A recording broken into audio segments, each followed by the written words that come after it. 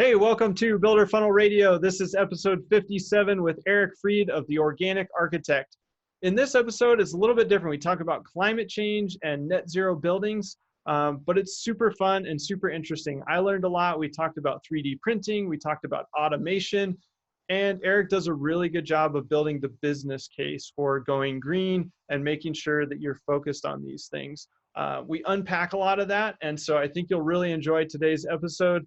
Again, we have some fun with it. There's some cool things out there, new technology. So sit back and relax and enjoy episode 57 with Eric Fried.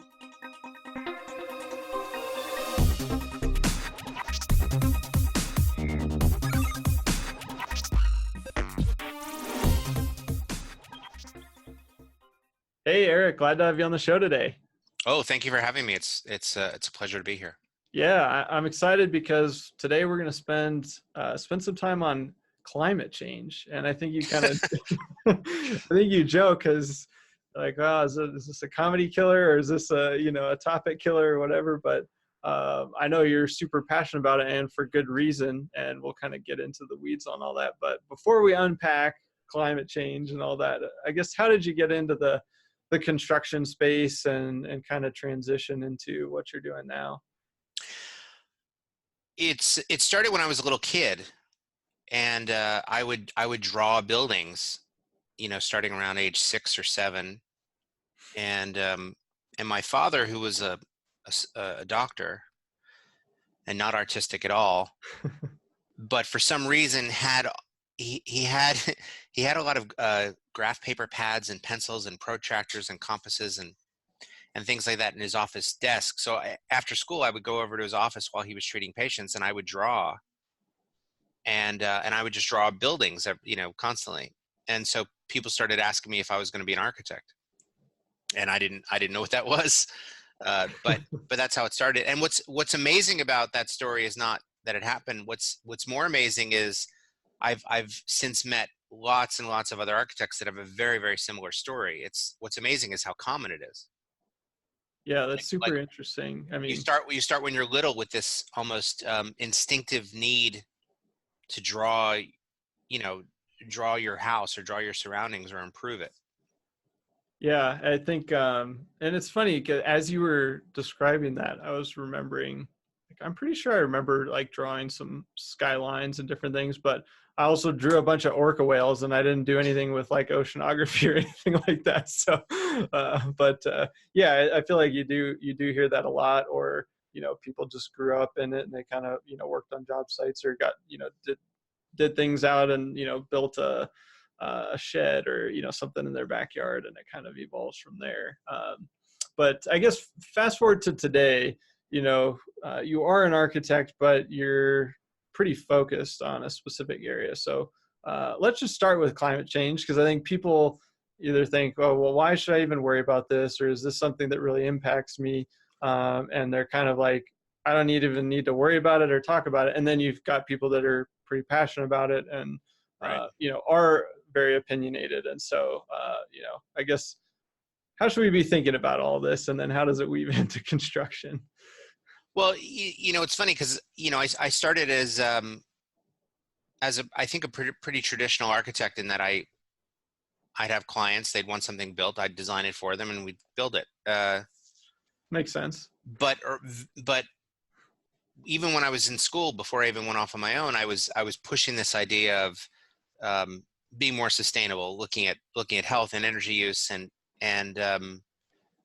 really was, that was my focus, and that's why I named my company Organic Architect, for example. It was really this emphasis on looking at sustainability before we even called it sustainability.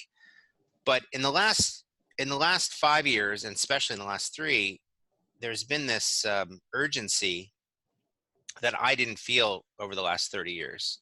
I think I thought, well, I'm doing my part. I'm designing green, healthy, sustainable, energy efficient, renewable energy, hopefully net zero buildings.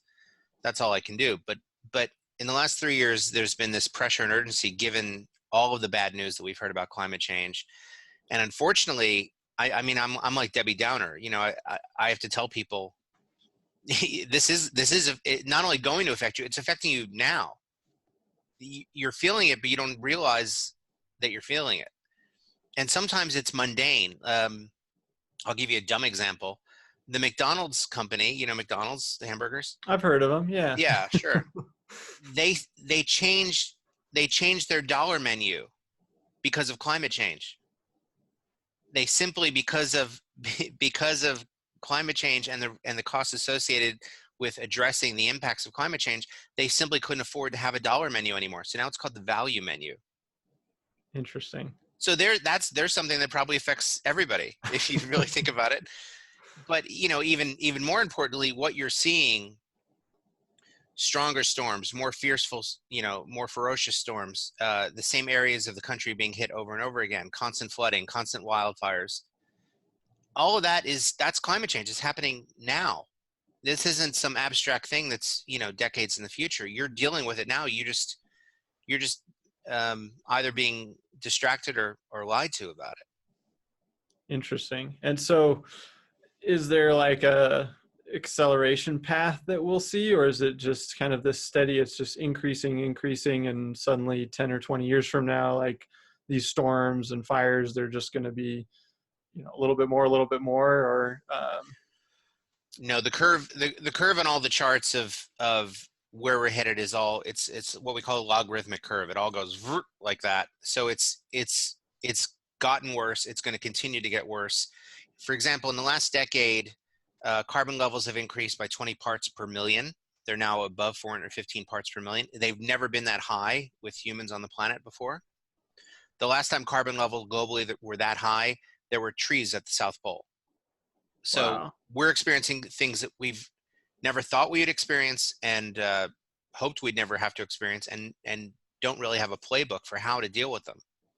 In addition to carbon levels going up, we've also then seen, just in the last decade, another billion people joined us on the planet.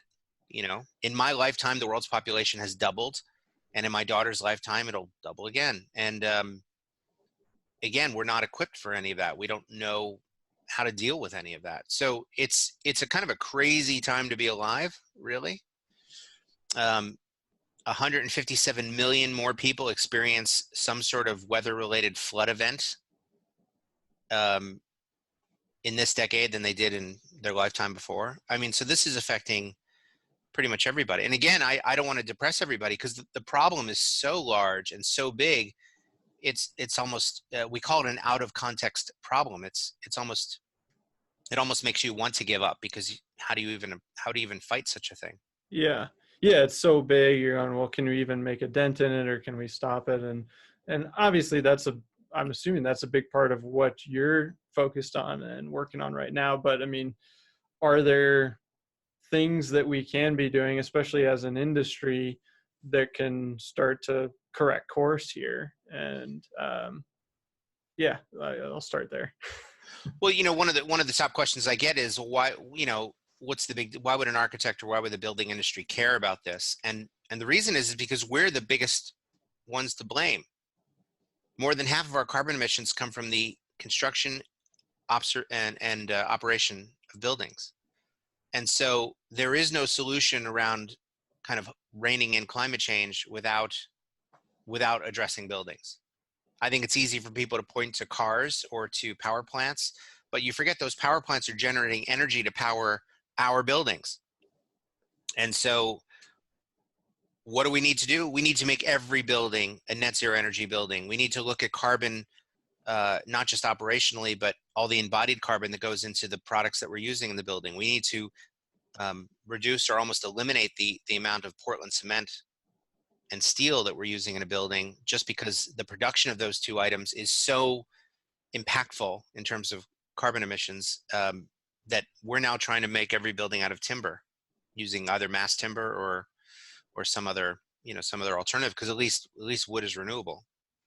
But there is no playbook for any of this. We're either figuring it out as we go along, or we're improvising. Yeah.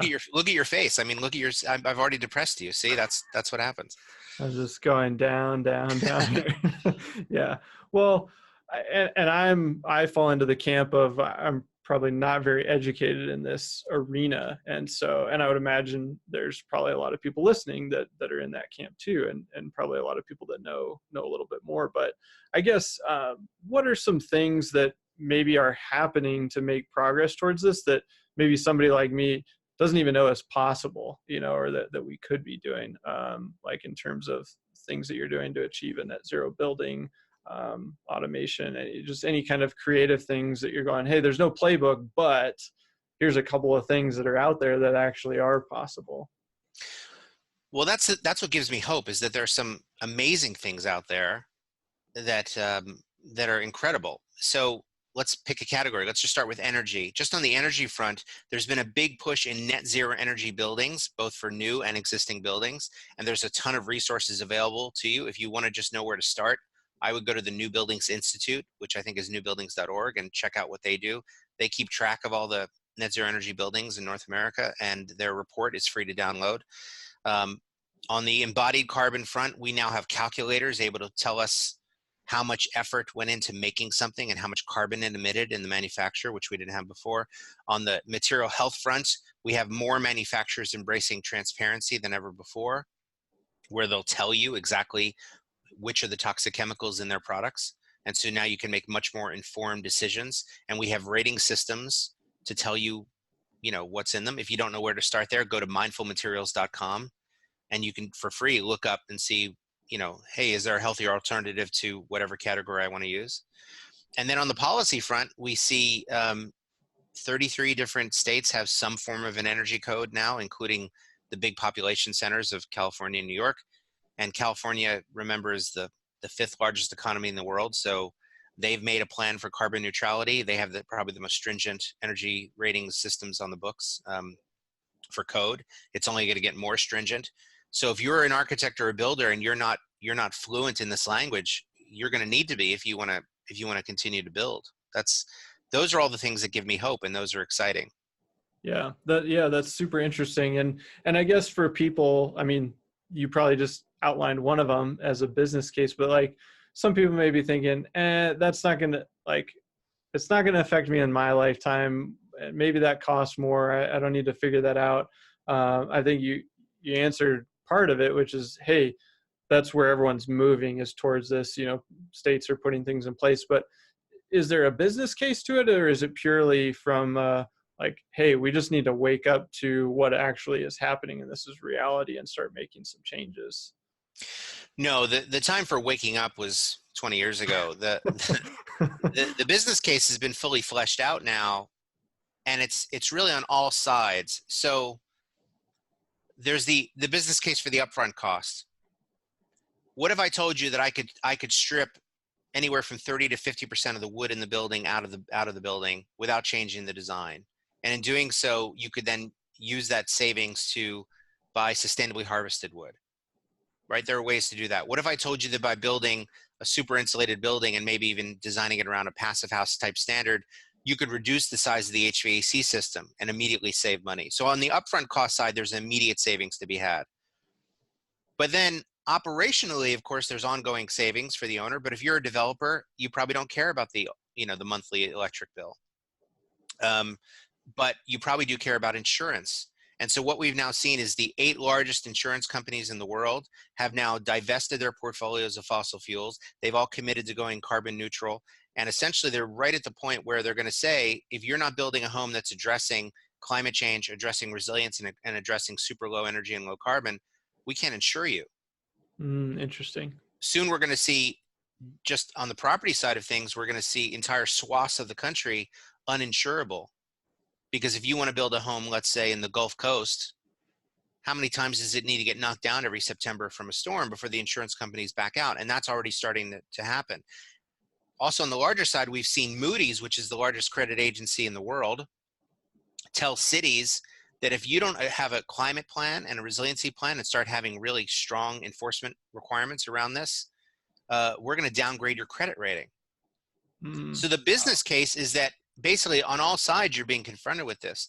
In addition to that, 100 of the world's largest companies have all committed to being 100% renewable. And these are not little hippie companies. These are companies like Kellogg's, just companies that we use every day. So these are our clients. So our clients are now more committed to sustainability, and any remodels, additions, or new buildings that we do for them are going to have to meet this standard, whether we like it or not. So you can be, and believe me, I got a lot of friends like this, right? Old time contractors. I've been building this way like my grandpappy, and nobody's going to tell me what to do. I have friends like that. Well, the world has changed, and if you keep standing still, the world's going to pass you by. So you're going to have to move, whether you like it or not, and move into this new idea. Yeah, that's awesome. I mean, and some of those things I definitely am unaware of. And I think, yeah, it sounds like people are making some big moves in that and accelerating, in terms of companies getting on board, or the whole insurance side of it is pretty fascinating too. And I think that tells you a lot. And so I'm kind of curious, are there any companies doing some pretty interesting or like disruptive things within the space in terms of technology, or, even on the progressive side of making some of these moves towards, net zero or beyond? Well, that's been so interesting, and a large part of what I follow all the time is we have this weird system where we've been building essentially the same way for 200 years. We've been building out of little sticks of wood for 200 years.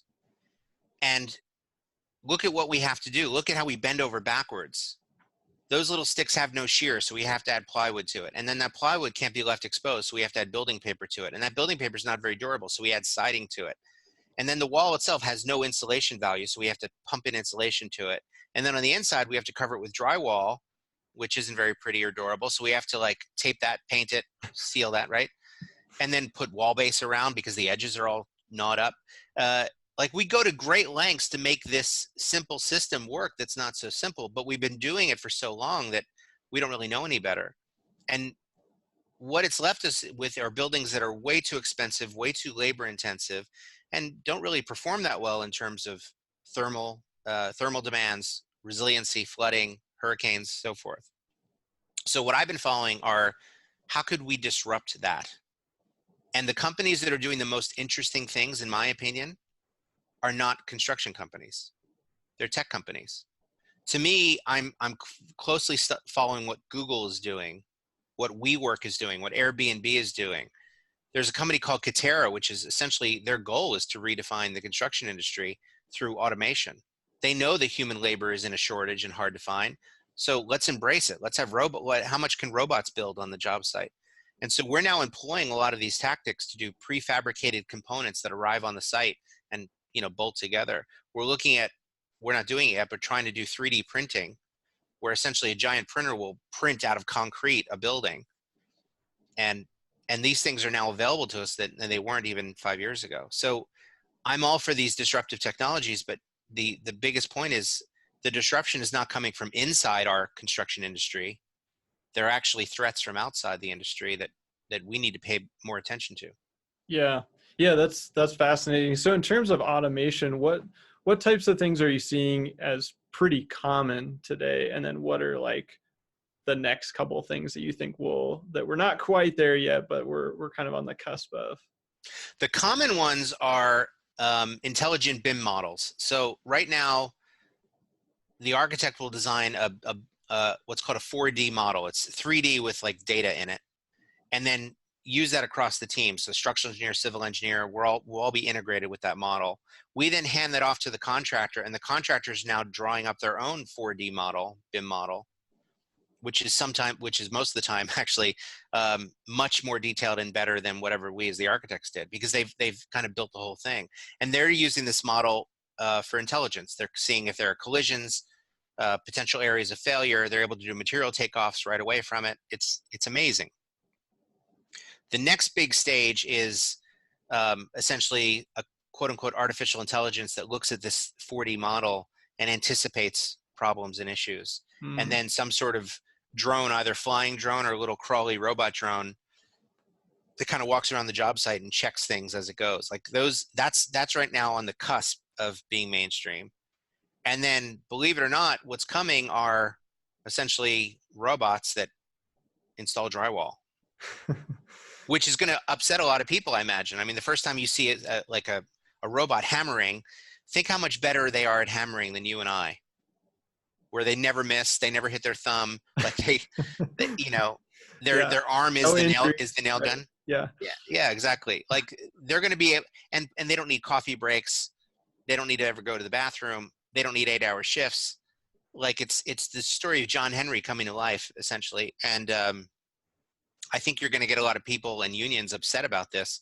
But to me, it's almost inevitable. We've been building cars this way for 30 years. Why wouldn't we build our buildings with some sort of assembly line? Yeah, yeah, it makes sense that that would be the trend. So what do you tell people that are maybe fearful from a like job replacement? Like, is that going to wipe out a whole bunch of jobs, or do you feel like they just kind of shift? No, they shift. Um, they'll always need people that know how buildings go together, whether on the design side, the production side, the assembly side, or the management side. I think you've already felt that shift even before this automation came in. Look at, every contractor I know is now a construction manager, right? They've all shifted and accepted more risk, more responsibility, more control over the last 15 years. Um, even the delivery models of how we deliver these projects have shifted, where architects have been like wanting to release some of this responsibility, and the contractors have been more than happy to CM this thing and really take it over. So, I think there'll always be need for smart people. I think what you might, the idea of the entry level journeyman who's given the crap jobs of like, you know, churning the concrete in the bucket and stuff, like maybe that'll go away, but everybody hated that job anyway. Right. Yeah. So yeah, just a chance for us to level up on the types of things that we're working on. Yeah, that makes sense. So where, I mean, where does this all go? What's your kind of like big vision? If you were to kind of paint the vision for the industry, knowing all these factors, like what would that look like? What are you striving for if you were kind of guiding this whole ship and everything like that? Well, I'm obsessed with anything that can address these issues around how do we reduce human labor, or our dependency on human labor? How do we lower costs? How do we improve quality? How do we speed and accelerate construction? And then at the same time, also, how do we try to eliminate carbon? How do we build super efficient buildings, like on the green side of things? So I'm obsessed with all those things, and I'm using multiple ways to try to address it. I you know I in some sense it's a bit of a scatter shot. Like I'm going after everything. I was gonna say, it sounds like those are all like big wins. But essentially, I've got these 7 pillars, I guess you could say, that we're doing in some way on every project, and you're welcome to have these 7. You're welcome, if you've got others, let me know. I'd love to talk about it. But number 1 would be radical efficiency. Going passive house or better on every single project, really understanding how to make a super tight, well insulated, beautifully best practice building, which I don't get a lot of, I mean, everybody seems to like that. I don't get a lot of pushback around that. That's good. Second is radical sufficiency. Let's use the appropriate technology based on where the project is, who it's for, when it's being built. Third is radical simplicity.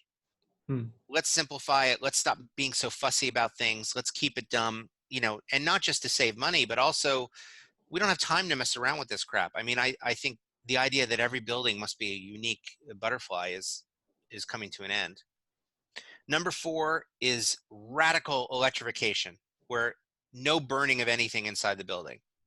It's in a way, it's for future proofing the building, but it's so dumb that we still have open flames essentially around water heaters and ovens in a building that we're terrified of it burning down. So let's stop burning crap inside buildings.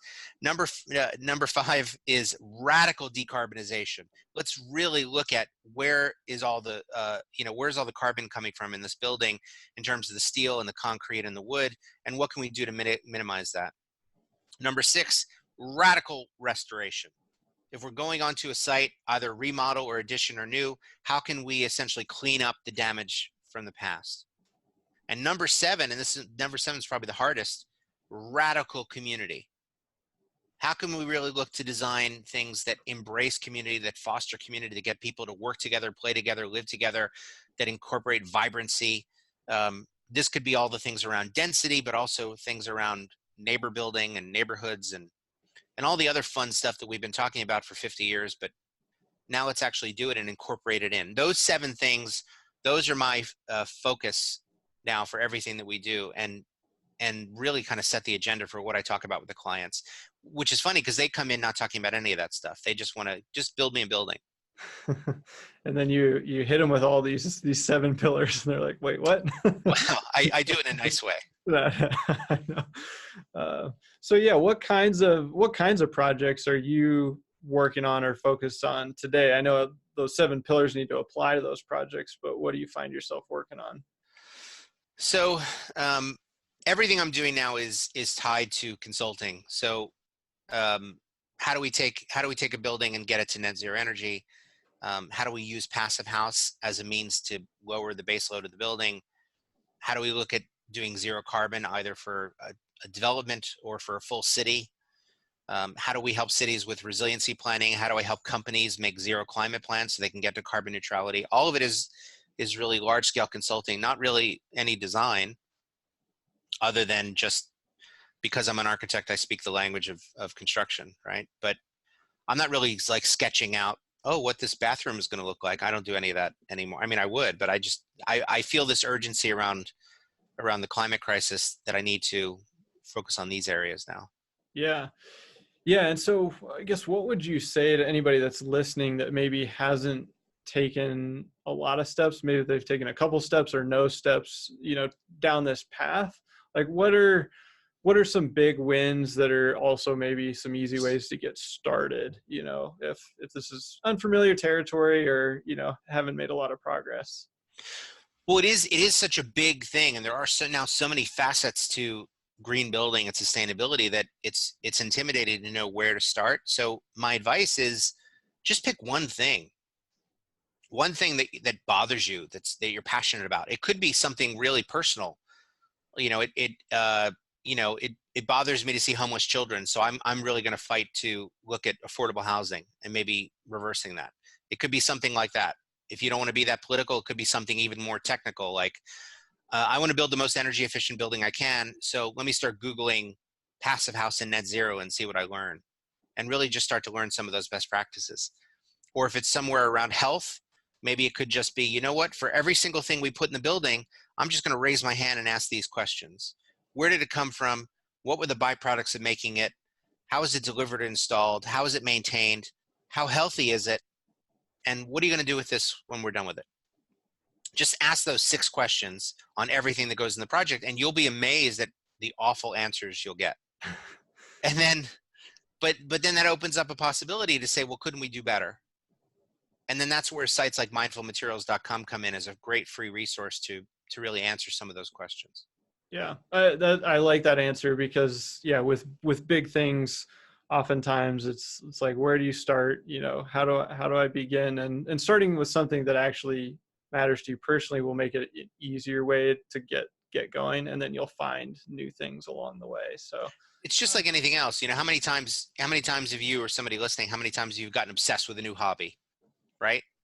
Oh, I'm gonna go jet skiing or whatever, and you don't know anything about it. Do I need a license? Do I need to take a course? What is it? And you just kind of dip your foot in and start talking to people, and in a few months you're like an expert jet skier. Then all of a sudden, right? Whatever it right, is. you're teaching everybody about jet skiing. Yeah, and you're sharing your enthusiasm about it. So just start somewhere. And the beauty of it is, this isn't like 30 years ago when I started, it was a bunch of weirdo hippies and in the desert essentially that were committed to this, and that's who I learned from. Now it is as mainstream as it gets. The NAHB, National Association of Home Builders, is fully committed to this. The AIA, which is the American Institute of Architects, is way in on this. So this is not this fringe thing anymore. It's going to affect you. It's going to affect your business, whether you're a small sole proprietor, cranking out 2 houses a year, or whether you're a production builder that's doing 183 houses a month. This is going to affect you if it hasn't already. And really the sooner you can embrace it, the better off you'll be. Yeah, yeah, I think that's a great point. And I want to jump back real quick, just get granular on a couple things. I want to talk 3D printing a little bit, just because it's, I don't know, it's interesting. I want to know, I want to get your take on it. But what are some cool things that you're seeing in the 3D printing world that are happening right now that kind of also weave into some of the net zero and making progress towards like reducing carbon and that sort of thing? Well, the coolest thing about 3D printing is that it still requires people to do Hmm. it. I think you've seen these fancy videos that they share on Facebook and stuff where, look, we're 3D printing a house. Well, you forget that there are still people that are setting up the machine, that are leveling the slab, that are putting the headers and lintels above each of those openings. Plus, the machine's only doing the walls; it's not doing the electrical, the plumbing, or any of the finishes. Like, there's still plenty for us to do there. If anything, all it's really doing is getting us to a faster, more efficient envelope quicker. Sure. So don't hate it right away. I mean, just kind of Yeah. be open to it. But even more importantly, I think the most exciting thing is where we're seeing where you don't have to 3D print out of concrete. You can 3D print out of, there's a company called Wasp 3D, like the bug wasp, Hmm. and they're 3D printing out of essentially a rammed earth mix, which is like a little bit of cement and a lot of mud, and they're creating these beautiful walls that have some thermal qualities to it. Uh, that to me is very interesting. There's also been some companies that have been playing with using waste products to 3D print, where they essentially grind up like thrown away plastic and mix it into a sludge and then 3D print out of that. I think we got a lot of trash lying around. It seems like 3D printing out of trash seems like a good idea to Yeah. me. If you can just get people over the ick factor of, ooh, this wall used to be a whatever. There's a great company I'm on the advisory committee for called Rewall, and they make essentially an alternative to drywall made out of discarded juice boxes. Oh, wow. That's interesting. And it's like the juice boxes that my kid and her friends drink all the Yeah. time. The treetop apple juice, Yeah, right? treetop apple juice, right? And all those others. They collect these from landfills, and they have a process that makes them into a wallboard. And one side is finished like drywall, if you want to do that side, and the other side is a mosaic of juice boxes essentially. It's really cool. It's called Rewall if you want to check it out. But I love the idea of that. So the idea of diverting waste stream products into new materials seems to also solve a lot of other problems that we have.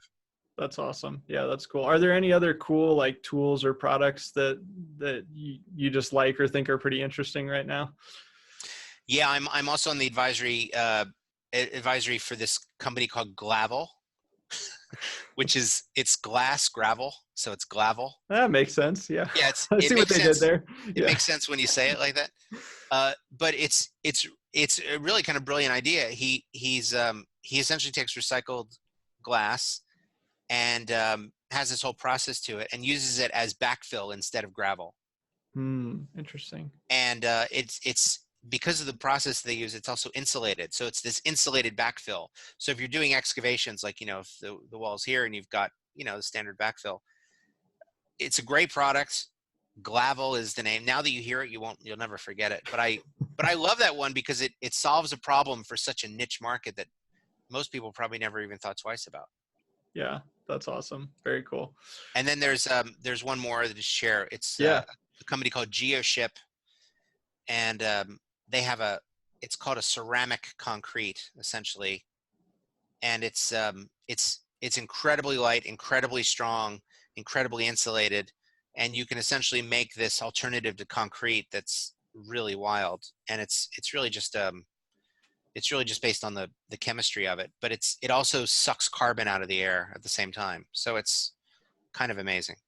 That is, yeah, that's cool. I feel like we did a good job of starting with doom and gloom and getting to some cool, interesting stuff here. So, uh, Assuming they didn't turn it off after the first 2 minutes. true, true, yeah, we'll try to fire them up with the intro after the fact. So, yeah, I guess I've got one last kind of set of questions that we ask every guest that I'll get to. But do you feel like there's anything else that for people that are new to this topic, or even people that have been kind of dabbling in it and kind of making some progress, anything that you really want to get the word out about or kind of say about this topic to inspire people or educate people or anything like that?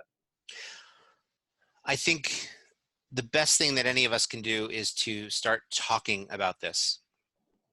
One of the things that I do now, I do it at the first meeting. So we got the project team together. It's the kickoff meeting essentially. And so what I'll do is I'll say, what are the assumptions that we have with this project that we might not be saying out loud? And the first few will be, well, we're going to build it on time. Well, yeah, sure, but we actually say that out loud. What else? Well, we're going to build it on budget. Yeah, we say that on all the time too. What are we not saying? What do we assume is going to happen? Do we assume the building is going to have, I don't know, drywall in it? And everybody's like, well, yeah. Well, why? Well, because don't we have to? No, there's a whole fleet of other alternatives that we can use that are better, that are healthier, that are cheaper. Do we assume that we're going to have an asphalt parking lot? Well, yeah, don't we have to? No, we need parking. There's a parking requirement, but it doesn't say it has to be asphalt. Asphalt is black and ugly and toxic and makes the whole building hotter. You got to pay a bunch of guys with no neck to sit around and install pipes around it. It seems like, it's a big expense. We can do something better. And then you can keep expanding those assumptions even further to, do we assume that we're going to flush clean drinking water down the toilet? Do we assume that we're going to have sick employees? And then suddenly the team starts to realize, well, actually we can control all of these things. So I very much like the idea of, let's talk about the things that are unspoken, that we just assume are going to go in every project, and they don't need to, and really start to open the possibilities very early on in the project. And these possibilities will also save the owner money, could speed construction depending on what you're doing, could become an opportunity for the team to develop an expertise or a specialty in something. And that starts to get everybody excited. But you got to do it early on in the process, because if you wait until, hey, we're about to go for permit, let's make changes. No, it's not going to happen. Everybody's going to grumble and not want to do it. So if we can set these expectations early around, we're going to make a net zero energy building, we're going to try to use passive house as much as we can, we're going to attempt it, and if we fail, we fail, but at least we're all going for it. I think that's the best advice I can give anybody. Yeah, that's awesome. I like that approach, because I'm sure you just start looking at everything that, like you said, it's assumed, but why, and just asking that extra question. That's super cool. All right, so we got one last segment here with a few rapid fire questions, but before we get to that, if people want to connect with you or learn more about what you're up to and find you online, that sort of thing, what's the best place? Probably the dumbest way is just my main website, organicarchitect.com, is probably the easiest way to find it. And then from that, you can see all the other stuff that I do. I teach, I speak, I write a lot, but it all kind of starts with that website, and you can kind of learn more. Or just, if you like, follow me on Twitter. That's probably even the dumbest, easier way to do it. Perfect. Well, I like simple, so we'll make sure we link those up in the show notes. All right, no, Eric, we got our last segment is called the Fast Five, and we ask these questions of every guest, and so we'll kick it off here, which is, what is your favorite business book and why? Oh, great question. Start with Why by Simon Yep. Sinek is to me a great business book. There's also The Five Dysfunctions of a Team, which is Lencioni, which I used to give out as gifts until people were getting offended. And then there's one more that I'm blanking on now. I'm trying to see if I could see it from over I here. know, I watched you looking at your bookshelf. So Yeah. Well, those two are a good start. Those two are good. Start with Why by Simon Sinek. It changed all my communication to my staff, to my clients, to my wife, everybody. Yeah, that's an awesome one. And Five's Dysfunction is a good one too. So don't sleep on that one if you feel like you might be offended. All right, next question: who is the most inspirational person in your life? Well, part of me wants to say my 11-year-old daughter, because she looks at the world with an empathy that I never had and probably never will. And that's kind of the magic of kids.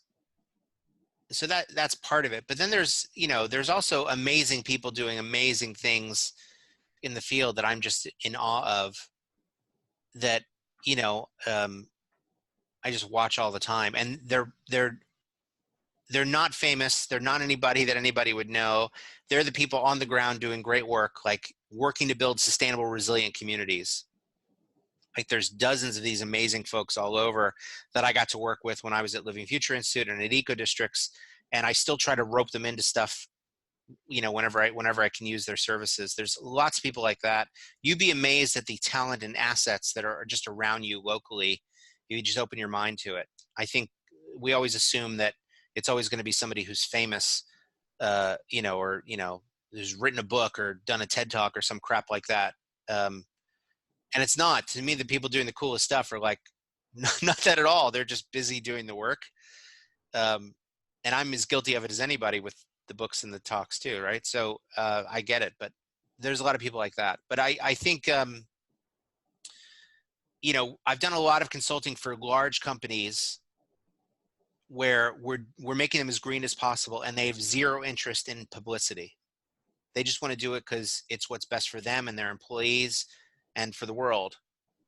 And when we inevitably say, okay, well, how do you want to market this? Do you want to do PR around this? How do you want to talk about this thing that we've done?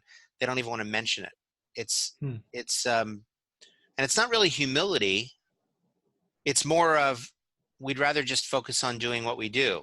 So a good example, there's a company called Etsy, which, Yeah, you've probably been to the website. for sure. Their headquarters in Brooklyn is a Living Building Challenge building. It's probably one of the greenest in New York, and they never talk about it. And when you say, well, you should tell everybody. No, we just want to make this marketplace for artists to come together. Like that's what their focus is on, their big thing, but they built this building. Like there's lots of people like that are just incredible. That's cool. Yeah. Yeah. And kind of two sides of the coin there. Super inspiring and super cool. But then also on the other, side of the coin, if they did market it, maybe we'd get the word out a little faster about this Right. stuff. So yeah. All right. Next question. If you could have one superpower, what would that be?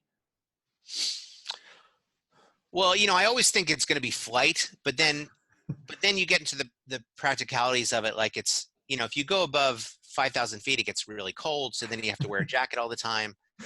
And you can't really go that fast because you couldn't see anything and birds would probably hit you. So flight's probably overrated. So I think it's a great one, and it would be simple because you can carry it with you everywhere, is I'd love to be able to speak every language in the world at any time. So anywhere I go, I could tell jokes essentially. So if I'm in Italy, I could tell jokes in Italian. If I'm in Mexico, I could tell jokes in Spanish. Like having that ability would be amazing and open so many opportunities for community. I think it would be awesome. That's super cool. Haven't heard that one before. I love it though. That's awesome. It's all about being able to, tell jokes. That's all I really want to be It able all to comes do. back to comedy, right? Right. All right. So number 4, describe yourself in 3 words. Passionate, driven, focused. Awesome. All right. And final question, which you may have partially answered earlier, but I'll ask it again. If you could leave our listeners with one piece of advice, it doesn't have to be related to our topic today, but if you could leave them with one piece of advice, what would that be? This is one that I wish that I had learned early on, like in architecture school, but nobody gives you advice really when you're young. But I give this advice out to my students and people that contact me all the time. And it's you don't feel the need to do it all by yourself. There's things that you're going to be good at that you like to do. There's things you're going to be good at that you hate doing, right? Like I'm good at doing invoices, but I hate it, right? But don't feel the need that you need to do everything. You're surrounded by potential partners and collaborators everywhere. And I think if you can kind of get in that mindset that everybody is a potential partner and collaborator, then suddenly we can go a lot further, a lot faster. So if you're young and inexperienced and you want to try building, I don't know, a school, don't feel that you need to organically work up to doing a school. Find someone else that's already doing schoolwork and partner with them. And I think just based on your passion and enthusiasm, you could probably convince a lot of people to work with you. People tend to love those phone calls of, hey, do you want to work together? I have a potential project. Yeah, sure. Who is this? Great. It's it's such an easy thing to do and such a simple bit of advice that nobody ever gave me. And I always felt that I had to bear all that burden by myself. And I think I wasted a lot of time doing that.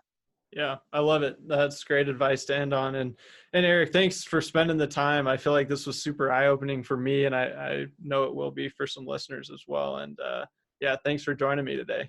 Does this mean that I get one of those Builders Tunnel t-shirts like to get now? Absolutely, I'll send you Really? one. Yeah, Oh, for good. sure. Yeah, but yeah, I appreciate the discussion, and yeah, thanks for being on the show. No, thank you. Thank you for having me. Absolutely. Hey guys, I hope you enjoyed that episode with Eric Fried. We talked about a lot of cool things, some interesting things that I've never heard of, and I'm excited to kind of dive in and learn a little bit more. But I know you're on the go, you're at the gym, you're in the truck, so let's talk takeaways. I pulled out two of them from today's episode. So the first one was to start with something small and just start with one thing. So if you haven't made much progress down this path before or thought about it much, or even if you are on the path, just pick one thing that you can take another step on, and maybe pick something that excites you and it'll just get you going. And then I think that'll build some momentum for you. The second takeaway was the section where we talked about assumptions and questioning those assumptions. So talked about drywall. Does it have to be in there? Is there another option for the drywall? Talked about paving a parking lot with asphalt. Does it have to be that material? Maybe there's a healthier material, a better material, could even be a better one and a cheaper one. So explore your options and question those defaults that are kind of embedded into most of our projects. So really like those two takeaways for today. And again, I hope you enjoyed it. It was a lot of fun for me. And we'll see you next time on Builder Funnel Radio.